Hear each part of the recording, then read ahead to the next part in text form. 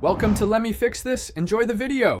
In this video, I will explain how to replace your Toyota Highlander key fob battery. It's a simple process that you can do yourself in just a few minutes. First, you'll need a new CR2032 coin cell battery, which is widely available and typically costs less than $5. You'll also need a small flathead screwdriver, or you can use the emergency key from your fob. Let's get started. Now, let's open up your key fob.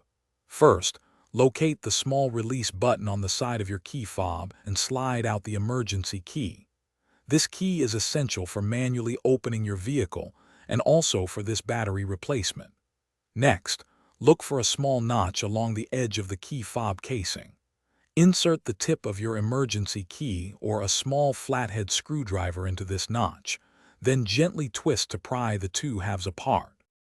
With the key fob open, you'll see the old battery. Gently pry it out of its holder. Take a moment to notice which way the battery is oriented. Typically, the positive side, marked with a plus sign, faces upward.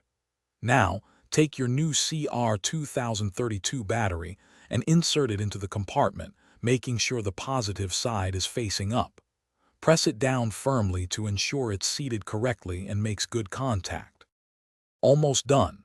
Carefully align the two halves of your key fob casing. Make sure they fit together snugly, then press them firmly until you hear them snap securely into place.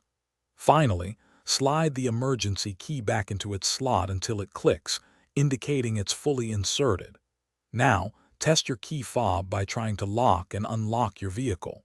You should see the indicator light flash, confirming your new battery is working perfectly.